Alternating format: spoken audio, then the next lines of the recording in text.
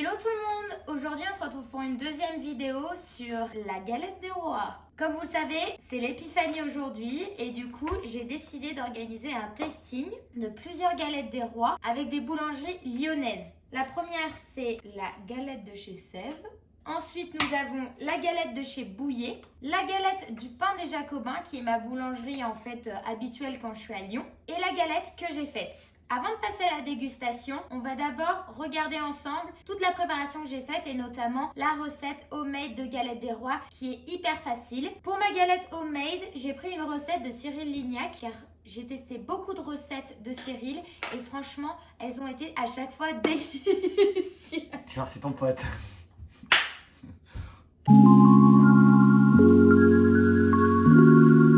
La recette, elle commence par une crème pâtissière. Donc on va préparer cette crème et ensuite on la laissera reposer au frigo. Puis on attaquera la deuxième partie qui est sur la crème d'amande. Ensuite on viendra ajouter et mélanger les deux. Et enfin le montage avec les deux pâtes feuilletées et la crème à la frangipane à l'intérieur.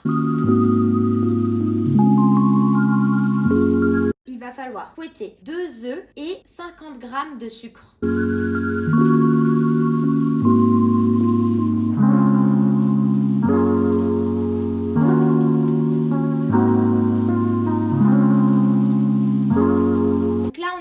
De fouetter les œufs et le sucre et d'attendre que le mélange blanchisse. Une fois que notre mélange a bien blanchi, on ajoute 30 g de farine. Une fois qu'on a ajouté la farine, on mélange et on essaye d'enlever au maximum les grumeaux. Cette préparation est prête et maintenant on va verser le lait dans une casserole avec soit une gousse de vanille, soit un arôme naturel de vanille liquide. Donc je vais mettre une cuillère à café dans 25 centilitres de lait.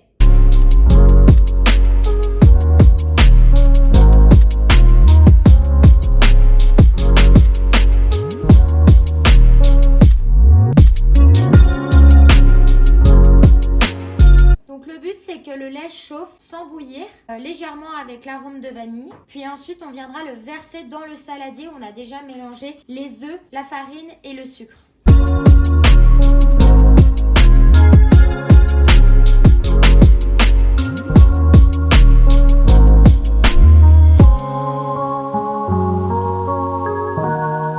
Le lait est chaud, je le verse dans le mélange.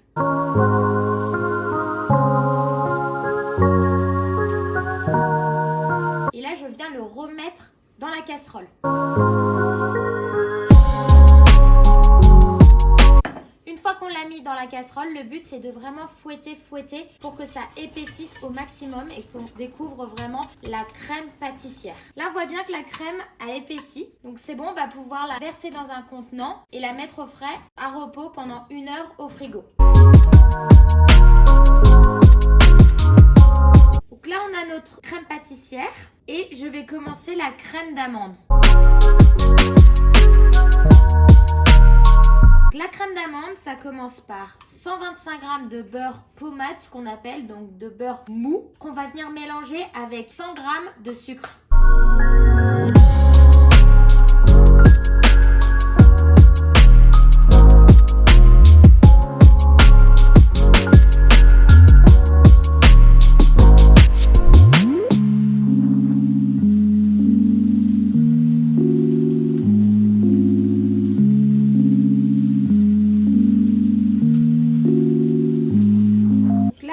C'est de mélanger le beurre et le sucre et que le mélange blanchisse.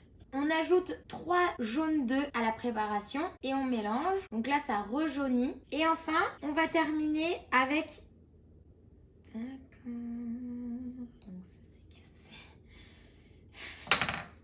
On va ajouter les amandes. Enfin, la poudre d'amande.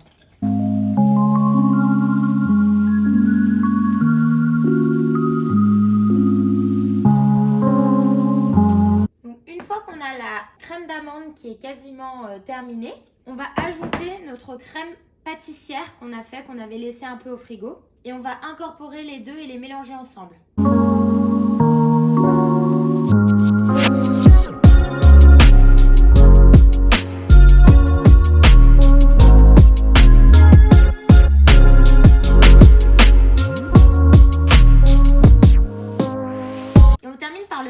montage de la galette des rois, on commence par étaler une pâte feuilletée en dessous et on vient ajouter notre frangipane. Alors si vous avez une poche à douille, avec une poche à douille. Sinon, si vous êtes comme moi, simplement avec une cuillère.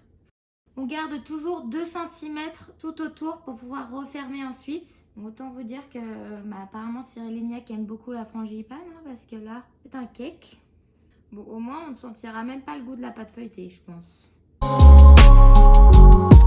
On prend ensuite la deuxième pâte feuilletée qu'on va venir mettre par-dessus pour recouvrir la pâte. Afin qu'elle colle bien avec la première pâte, on peut essayer d'humidifier un petit peu le bord, pour que les deux pâtes se mélangent et ne fassent plus qu'une.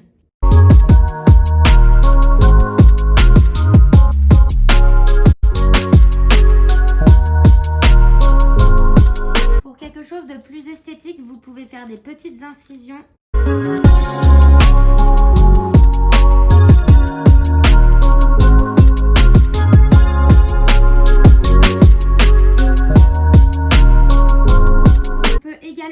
Faire des petites décors sur sa galette des rois, donc ça c'est vraiment comme vous le souhaitez, mais généralement on fait des petites vagues comme ça.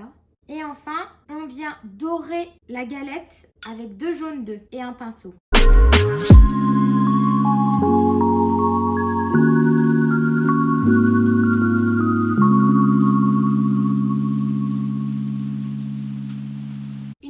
Terminé, on va l'enfourner pour 10 minutes à 200 degrés au four, puis ensuite on viendra baisser le thermostat à 180 degrés pour 30 minutes. Bien sûr, gardez un œil dessus, on ne sait jamais en fonction des fours. Avant de déguster, on va commencer par regarder le visuel des galettes parce qu'elles sont très différentes de taille mais aussi d'épaisseur. On commence par celle de chez Sève qui est beaucoup plus plate et qui est très jolie, qui se tient bien, qui est très dorée, donc vraiment elle donne envie. Ensuite on a celle de chez Bouillet qui est beaucoup plus traditionnelle mais qui est bien dorée également mais beaucoup plus épaisse. Ensuite on a celle du pain des Jacobins qui est un peu plus classique mais moins dorée surtout, mais un peu plus grosse par rapport aux deux autres. Et enfin on a la galette que j'ai faite qui est un petit peu pris le chaud dans le four et qui est beaucoup plus grosse que les 3 autres. Au niveau des tarifs, donc je les ai ordonnés de la plus chère à la moins chère.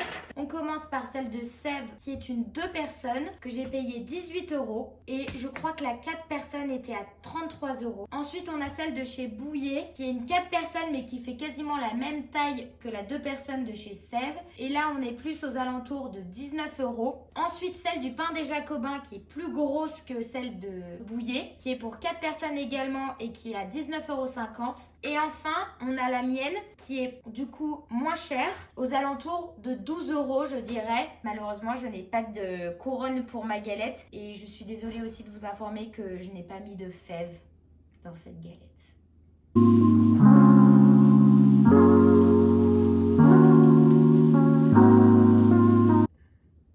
viens de tomber sur la fève. Oh non. Oh, j'ai pas de chance.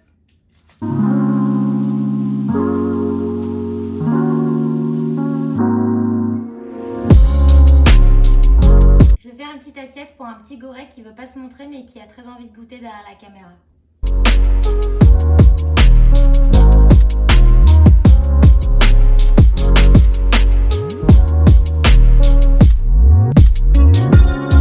Allez, c'est parti. On commence par la plus chère, donc par la Sève.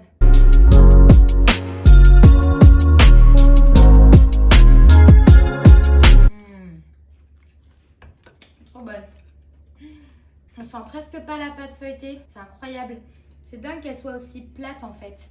Le fait que ça soit quasiment caramélisé, doré mais caramélisé par le dessus, ça ajoute un goût croquant extrêmement bon.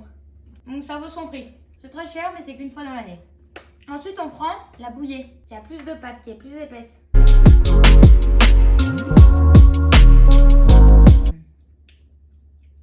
Pas mal aussi. Est-ce que c'est le soulier de Cendrillon, tu vois? Mais moins bonne. Enfin, Parce que la première est exceptionnelle. Mais je la trouve pas mal quand même. La deuxième est pas mal. Moins fine, on a vraiment le feuilleté qui se craque. Je sais pas comment ils arrivent à faire celle pour pas craquer le feuilleté. Ensuite, on passe sur le pain des Jacobins.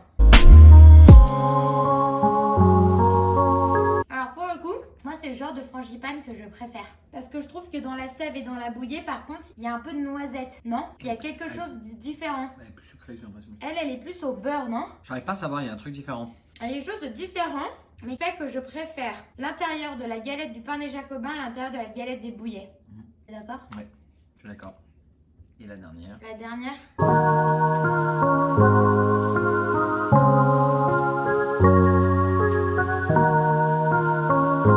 Il y a plus de frangipane en fait, mais je le savais parce que si on avait ajouté la crème pâtissière plus la crème d'amande, c'était sûr qu'à un moment on allait avoir quelque chose d'assez costaud. Après, ce que j'aime bien, c'est que le feuilleté est plus fin que celle par exemple de Bouillet, où le feuilleté, j'ai l'impression qu'il se tient vraiment pas bien. Trop de feuilleté en fait à mon goût. Et le pain des Jacobins, il y a quand même du feuilleté, il se tient plus, mais le feuilleté est quand même assez épais. Alors que celui de la galette faite maison, il est beaucoup plus fin, donc assez agréable en fait, et quasiment moelleux. Et par contre, le fait qu'il soit un peu cramé, que je pensais que ça allait donner du goût, ça allait pas être très bon, en fait on le sent pas trop, donc ça gêne pas.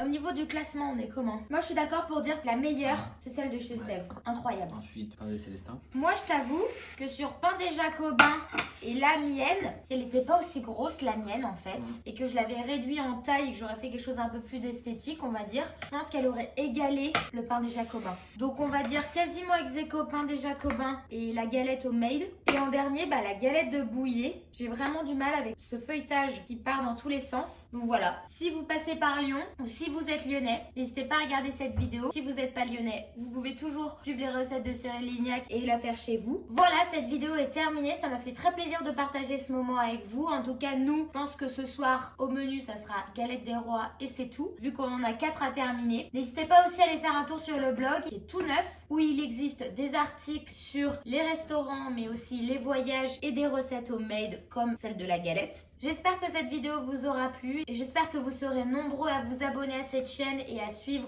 les nouveaux contenus qui vont arriver très prochainement. N'hésitez pas à me dire aussi en commentaire ou en MP sur Instagram si vous avez des idées de contenu de vidéos, de testing que vous aimeriez que je fasse. Et on se retrouve prochainement. Ciao, ciao!